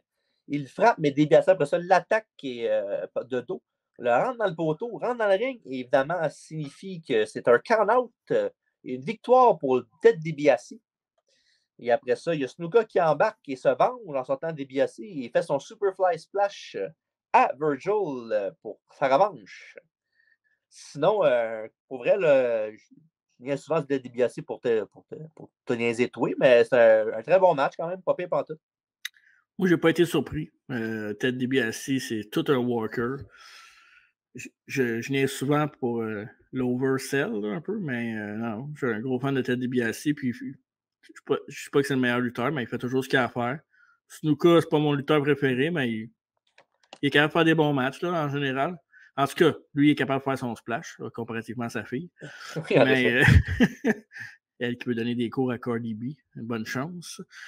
Parce que Cardi B veut devenir lutteuse. Ouais. L'année prochaine, à SummerSlam, on va avoir 5 matchs de célébrités, si ça continue. Tout ça pour dire que DiBiase a fait une bonne job, puis moi, tu le sais, là, DiBiase et Virgil ensemble, je trouve que c'était une combinaison tellement parfaite là, que. Dommage qu'ils ne soient pas en bon terme aujourd'hui, mais tu sais, ils ont fait beaucoup de route, puis la vie sépare les gens à un moment donné. Ouais, c'est sûr. Mais en même temps, si tu fais de l'argent sur quelqu'un qui n'est pas là, ben. Ouais, c'est ça, exact. Bref, c'est pour un autre podcast, c'est pour une autre fois. Et après ça, on a Sean Mooney qui est encore dans la foule, lui, puis il nous envoie backstage pour, évidemment, presque la fin du gala, presque. Ouais. Bon, avant de faire le main event, on a Interview Time avec Mijin Colon pour la dernière fois de la soirée. Merci beaucoup, Mijin. Et toute une soirée, j'espère qu'il y a un double paycheck pour ça. Là. Je pense qu'il était grassement payé, je pense, Mijin. Avec raison. On sait tous que ce que je vais dire que c'est vrai, là, mais c'est le meilleur intervieweur que j'ai jamais eu là, dans l'histoire de la lutte. Facile. C'est pas proche. Même pas proche. Non. Ben! Il n'y en a pas eu tant que ça. Il y avait Josh Matthews. Même, il y avait Josh Matthews. Oh, Josh Matthews ou bien Todd Grisham, il était pas payé aussi. Bref. On y est. Il était avec évidemment Hulk Hogan et Brutus Beefcake. Et Hogan dit que quand ils sont arrivés à l'Arena ce soir, avant le gala, ben, les Hulkamaniacs ne pouvaient pas croire la grosseur des pitons de 24 pouces d'Hulk Hogan. Puis ils ne pouvaient pas croire la lueur dans les yeux du Beefcake. Puis on sait pourquoi. Et après ça, Beefcake continue en montrant ses ciseaux. Et il dit que c'est des lames en métal de titanium, mais il coupe absolument tout. Et après ça, il dit The blades of part of me. Et Team Agnès écoutez. Because I will make him part of you. Et ça peut te sembler familier, cette phrase-là. C'est une phrase qui a été prise du film Running Man avec Arnold et Jesse Ventura. Parce que Mané dit ça, là, The blades are part of me. Je sais pas, j'écoute pas les films de Jesse Ventura. J'essaie de skipper tout ce qu'il fait. J'ai jamais vu Running Man. Sûrement, là. Ben oui. Mais... Dans le temps que tu fais votre podcast, Ventura, ça te dérange pas, là. Hey! Quand Ventura était arbitre spécial dans le main event de SummerSlam, là, j'ai été, je pense, en crise toute la journée. Lequel? Il l'a fait 2 fois. Celui avec Austin puis Taker. C'est ça, Austin Taker ou Triple H? Non, c'est Triple H. Triple H, Mankind, puis... Ouais, puis Rock, c'est ça, hein? Austin, ouais. Austin, ouais. Puis, évidemment, après ça, Hogan rajoute aussi ce que les fans ne revenaient pas, c'était que Miss Elizabeth, en arrière de lui, qui le tenait bien fort, évidemment. Puis il dit qu'ils vont s'occuper des 3. Et what you gonna do when the barber, the blade, and Hulkamania runs wild on you? Je savais pas que the blade était dans le match. Très bonne promo. T'es meilleur quand tu parles de lutte de façon sérieuse. Laisse les jokes pour d'autres. C'est pas ton domaine. Chris, il a dit The Blade, c'est pas une joke, qu'est-ce que c'est? D'ailleurs, la traduction française des promos, des fois, là, c'est bizarre. Hein? Ouais, mais j'ai pas le choix. Je pourrais faire en anglais si tu veux la promo, me dérange. Non, mais c'est correct. C'est pas toi qui est bizarre. C'est la façon que des mots sortent qui sont bizarres. C'est pas toutes les langues qui vont bien ensemble. Hein? En effet. Et après ça, avant le main event, on a un poème du Genius. T'aurais pu skipper ça. Non, le voici, je l'ai écrit. Hey, un beau trou de cul, ça. Quoi? Ah, je sais pas pourquoi tu dis ça. On s'en reparlera. Vas-y, c'est comme ça. C'est pas grave. C'est correct. Laisse faire ça. Anyways. Brutus Beefcake and Hulk Hogan be running for their lives. The highest card they're holding is a deuce. They are totally unqualified to match the Royal Flush that shall be coming from Macho Man and Zeus. Scary Sherry is the term that Brutus Beefcake used in slander, and he had the nerves to call her overdressed. That's when the barber got a trim that wasn't on the schedule because Sherry is a cove above the rest. On the other hand, Elizabeth is absolutely useless. She is less than another pretty face. When you add the unknown factor of the human wrecking machine, tonight, the Hulk shall be in second place. Là, je sais que tu parce que t'étais pas content parce que j'ai fait le Genius, mais je suis pas pire, moi. Oui, oui. OK, merci. D'ailleurs, tu t'es déjà battu contre le Genius, hein? Oui, en effet, oui. T'as perdu? Oh, je me suis fait piner. Non? Non. Comment ça? Ben, moi, je me suis fait piner par lui. C'est un six-man tag. C'était pas un match 1 contre 1. Là. Tu ne repointes pas à face parce que tu vas le battre, toi. Là. Ça doit être ça. Et évidemment, on est rendu au dernier match de la soirée, match numéro 9. Macho Man Randy Savage et Zeus avec Sherry dans leur coin. Affrontent Hulk Hogan et Bruce the Barber Beefcake avec évidemment, il l'avait pas annoncé sur le marquee, mais Elizabeth est dans le coin des Hogan et Beefcake. Puis évidemment, l'arrivée d'Elizabeth, qui est une surprise, si on veut. Randy essaie de l'agripper, mais Hogan est là pour l'empêcher. Et après ça, il y a Savage et Zeus qui font sur Hogan et Brutus. Ils se font stopper. Et le barbier envoie l'homme macho à l'extérieur du ring.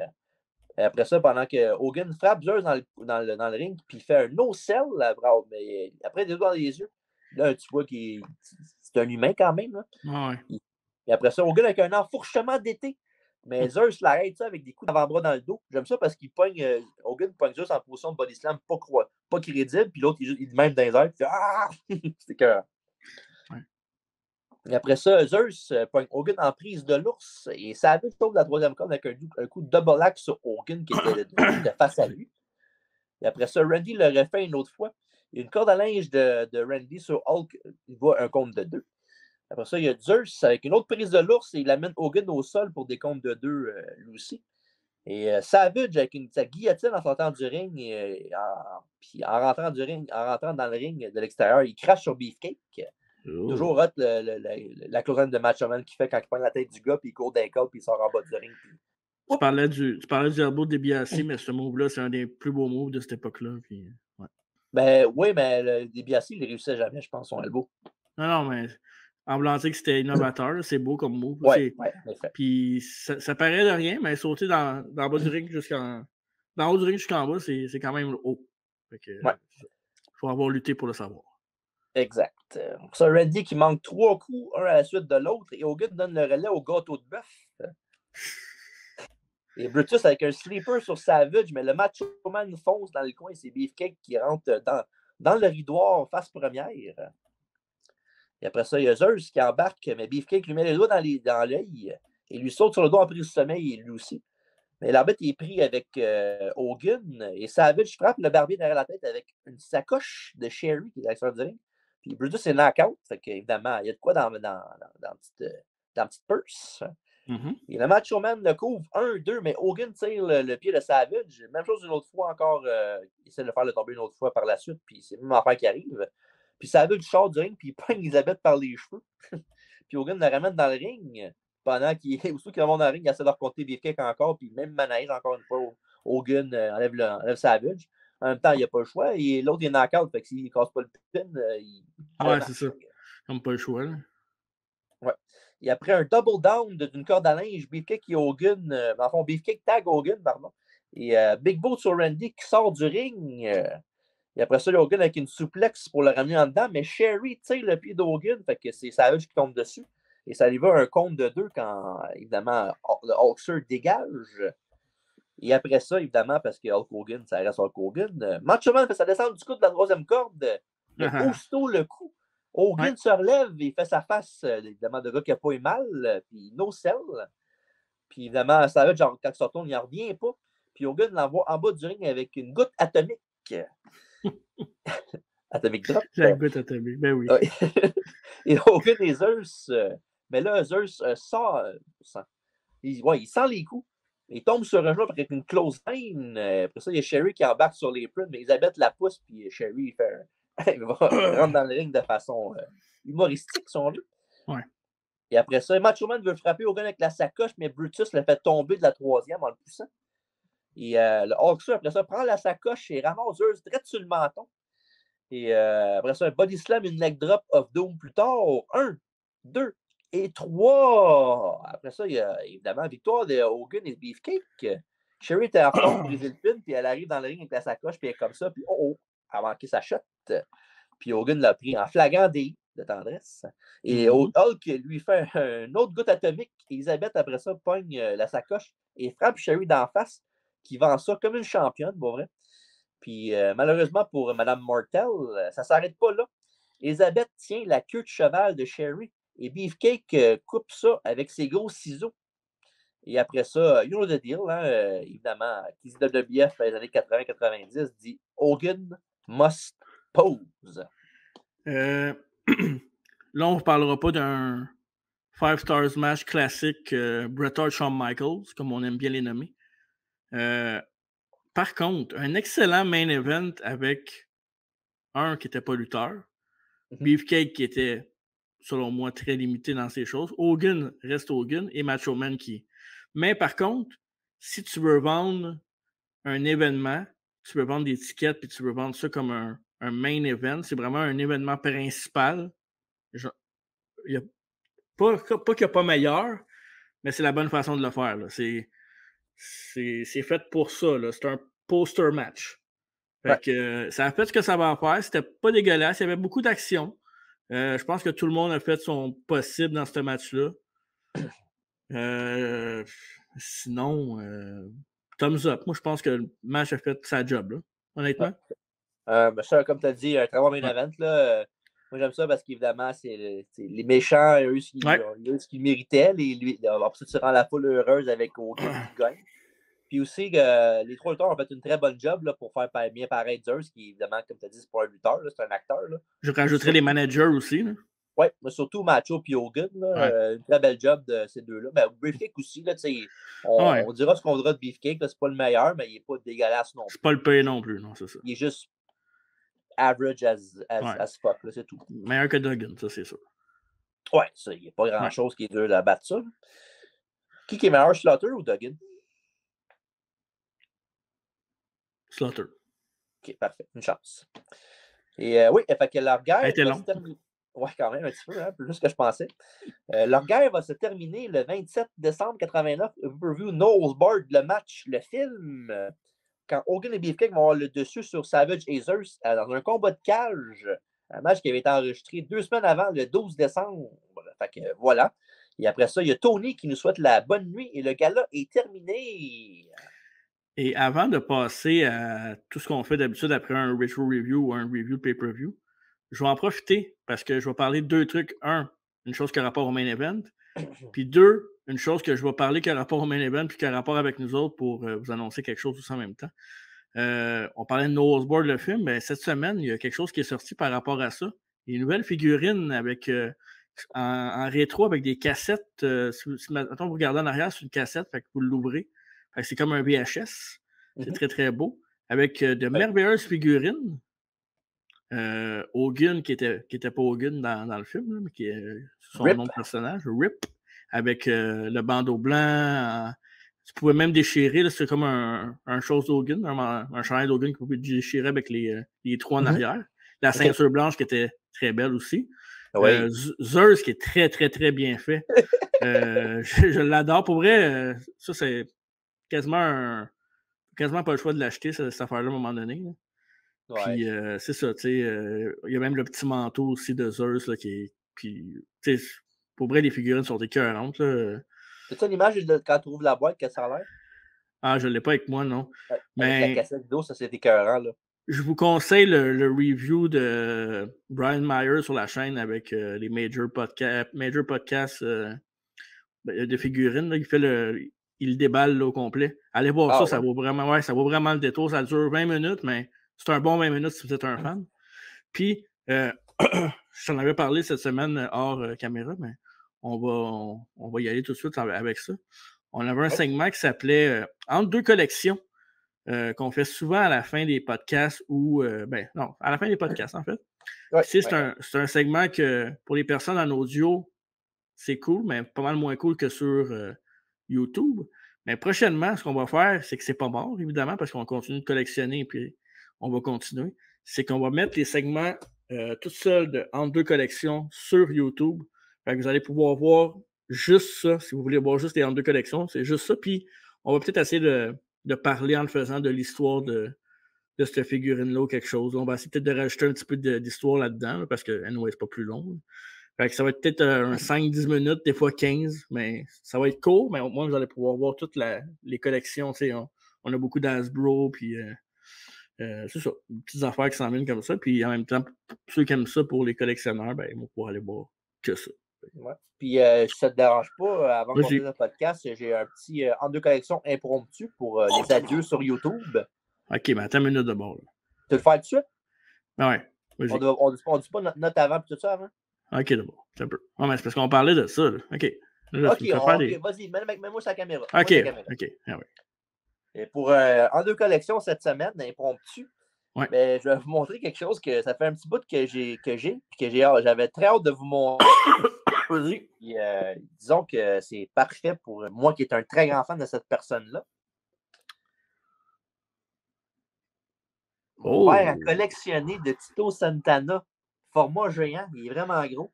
Mm-hmm. Il y a des informations de Tito, évidemment, son poids, il vient de Tocula, Mexico. Puis ça dit un des meilleurs, one of Mexico's greatest exports. Ça me fait penser à quelqu'un qui disait ça avant. Mm-hmm. Un superior technical wrestler. Puis c'était des cups de Mountain Dew. Puis je pense qu'il y avait ça dans 7-Eleven à l'époque. Je pourrais me tromper, évidemment, là, mais fait que c'est ça. Fait que impromptu, entre deux collections, mon cup dégustatif Tito Santana. Il y en avait plusieurs, hein? Il n'y avait pas juste Tito, là. Ben oui, il y en a beaucoup, là. OK. Ça, c'est ça, des petites affaires qu'on va vous montrer de temps en temps, mais vous savez, là, plus que le podcast avance, plus qu'on essaie d'améliorer les choses, plus qu'on essaie de rendre le visuel intéressant aussi pour ceux qui viennent sur YouTube, évidemment. Là, l'audio est de mieux en mieux pour toutes les autres plateformes, c'est super cool. On a fait des podcasts live aussi, chose qui n'est pas impossible qu'on refasse prochainement. Mais vous allez voir ça, il va y avoir des belles affaires entre deux collections. Évidemment, c'est pas fini parce qu'on reste des collectionneurs puis des fans surtout de lutte. Ouais.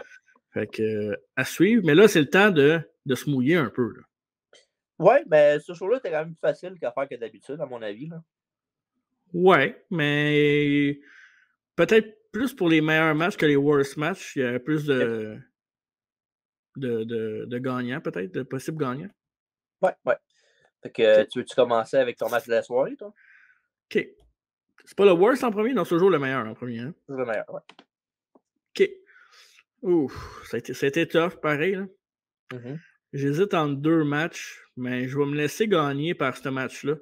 Mon match de la soirée va être le match Six-Man Tag entre Rick Martel et les Rougeaux contre Tito Santana et les Rockers. Close second, Ultimate Warrior Rick Rude. Je pensais que c'est l'autre Six-Man qui était pour dire Demolition puis Duggan contre... Non, mais je peux te le dire, ça, c'est mon worst match de la soirée. Okay. Mais avant de dire mon pire match de la soirée d'abord, je vais te dire match de la soirée. Moi, j'ai hésité en 3 matchs, pas juste 3. Le premier, hein? Ça a été tough, ça a été vraiment tough. J'ai passé back and forth une couple de fois, là. Mm-hmm. Mais évidemment, pour ceux qui me connaissent bien, ben évidemment, j'ai voté pour le match de la soirée, j'ai dit Hard Foundation pour les Brainbusters, mais j'aurais pu facilement mettre le même match que toi, Six-Man Tag, ou même Warrior contre Root, c'était excellent aussi. C'était très, très bon, ouais, c'est ça. Ouais. Mais c'est un bon choix, ouais. C'est vrai qu'il était solide ce match-là aussi. Ouais. Mais ça, fait que, puis match de la soirée, ben, j'ai le même que toi. Mais, tu sais, un peu, le peu là-dedans, c'est que Hercules contre Valentine, c'était pas bon non plus. Ouais, mais il y avait quelque chose. Il y avait une story. L'autre, c'était une blessure. Fait que... Oui, mais moi, la seule raison pourquoi j'ai fait ça, c'est parce que c'est le match le plus long de la gang. Ouais, puis c'est ça. En plus, quand c'est court, je peux pas mettre que c'est pas bon. Là. Parfait. C'est bon. J'aime ça qu'on bâche Duggan à 2. Ouais. Puis, ben là, c'est pas bâché, c'est que c'était moins bon. Pas, le pays, c'était pas si pire que ça. Là. Oui, avec la note à cette heure? Oui, ben là, ça va sûrement changer. Là. Okay. Évidemment, en partant, j'ai dit que j'ai 103 matchs of the night, fait que ça veut dire qu'il y a au moins 3 matchs en ce show-là. Fait que ça donne une idée. Mais je vais y aller avec ma note pour débuter. Je vais donner la SummerSlam 89 Feel the Heat, la note de 8.5 sur 10. OK. Do you feel the heat? Do you feel the heat into my heart? Okay. Eh bien, mon cher TJ. On a la même note, c'est ça? Je ne sais pas si c'est une première, mais je donne aussi à SummerSlam 89 la note de 8.5 sur 10. Une première qu'on a le même score, tu parles? Je pense que c'est déjà arrivé avant. Là. Ouais, c'est arrivé au moins 2-3 fois minimum. Là. Mais une grosse note, genre, mettons, WrestleMania X7 ou 10. Là, Mais ouais, je donne 8.5 sur 10 moi aussi à SummerSlam 89. Ouais, vraiment top to bottom, là, c'était vraiment un très bon show. Puis n'importe quel show qu'il y a 3 matchs pour résister pour le match of the night, là, c'est déjà un winner. Là. Puis le main event qui n'est pas dégueulasse non plus. Là. Non, le main event était très bon aussi. J'ai bien aimé aussi le combat, même si c'était pas trop long. J'ai bien aimé DiBiase contre Superfly Snuka, c'était bon aussi. Puis garde, juste en partant, ces 5 matchs-là, c'est une très bonne fondation pour un match. Là. Puis non, puis même les pay matchs, c'était rien de vraiment dégueulasse. C'est juste genre des fillers. Là. Parfait. C'est ça pour notre review rétro de cette semaine. Avant de passer à nos prochains rendez-vous, je vais te laisser y aller avec la promo pour ce que tu sais. Puis je vais finir avant que tu dises le mot de la fin parce que tu as assez parlé. Il faut que tu te reposes un peu.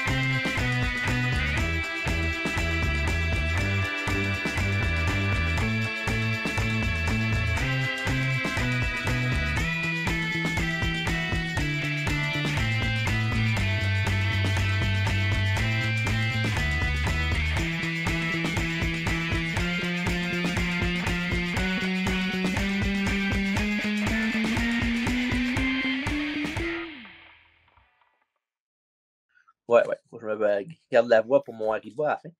Exactement. Oui, évidemment, comme j'en ai dit au début du podcast tantôt, ben, promotion avec la LWA, mais qui est avant ça, avant la promotion, ben oui, là, on va dire ça d'abord. Chaque nouveau membre de la LWA qui mentionne en chaise de métal dans un auction, dans un encan en direct ou en personne quand il va y avoir Axe le 18 septembre au Firehouse. Il va mériter un beau cadeau. Fait que, mettons, exemple, vous achetez une petite autographe de Billy D. À la fois, vous êtes en de métal. Mais Firestone va sortir dans son gros coffre à jouets un bonhomme à vous donner ou un magazine ou quelque chose du genre. Fait que, un petit cadeau spécial. Dieu sait qu'il y en a beaucoup. Ah oui, ceux qui ne connaissent pas le Firehouse, c'est vraiment, vraiment, vraiment impressionnant. Puis oui, c'est ça. Fait qu'il y a le 18 septembre, voir Axe. Fait que tous ceux qui mentionnent en de métal, soit sur un live ou bien voir Axe, avoir un beau cadeau. Puis évidemment, leur prochain encamp, mais c'est demain à 19h en direct du Firehouse, évidemment, avec Joe et Firestorm, Jeff Leduc. Ouais. Puis avec un main event signé. Ben, c'est pas signé, mais avec Ricky the Dragon Steamboat. Évidemment, un des favoris de plusieurs. Fait que dans le main event, tu vas avoir un item de lui, mais sinon, à part de ça, il va y avoir plein de beaux items, plein de bonhommes, des t-shirts aussi, que je suis un fan de quand ils montent des t-shirts parce que c'est pas. Des fois, ils sortent des vieux t-shirts, là, fait que c'est vraiment le fun. Puis, mais si vous voulez un t-shirt, je vous conseille d'arriver de bonne heure et surtout avant Rob. Hein? Oui, avant Rob Harvick, oui, qu'on salue. Puis ouais, non, disons que c'est sa section à lui. Fait que, évidemment, il y a des claim sales, il y a des beaux items toute la soirée. Fait qu'allez voir ça dimanche à 19h sur Facebook. Et là, on va vous annoncer les prochains rendez-vous. Je vais vous annoncer évidemment le prochain rendez-vous et je vais aussi vous annoncer la prochaine biographie déjà, qui va être celle du mois de août. On en a déjà parlé un peu dans le podcast précédent, mais c'était quand même en 2 phrases. Fait que... Mais aussi, ça, je suis content. Je te l'ai même pas dit en plus, ça, DJ. Okay. J'ai 2-3 personnes qui m'ont reaché out à propos de la biographie de Rick Martel, l'excellente biographie de Rick Martel qui est disponible partout sur nos plateformes depuis la semaine passée. J'avais parlé de lutte internationale durant la biographie de Rick Martel. Il y a beaucoup de monde qui m'ont lancé des noms à recevoir pour parler de lutte internationale, puis beaucoup de monde qui était intéressé à lutte internationale. Fait écoutez, je vais essayer de regarder ce que je peux faire. On va essayer de regarder ce qu'on peut faire. Puis s'il y a des noms qui étaient là à cette époque-là qui peuvent venir sur le podcast, ben, why not? Hein? Ils étaient là. Fait qu'on va regarder ça. Merci pour l'intérêt. Je trouve ça cool que vous êtes intéressé à ça. Même moi, je suis intéressé à ça, puis j'en connais pas tant sur lutte internationale. Fait que, c'est ça, ça va être le fun. Ouvrir des trucs, c'est toujours le fun.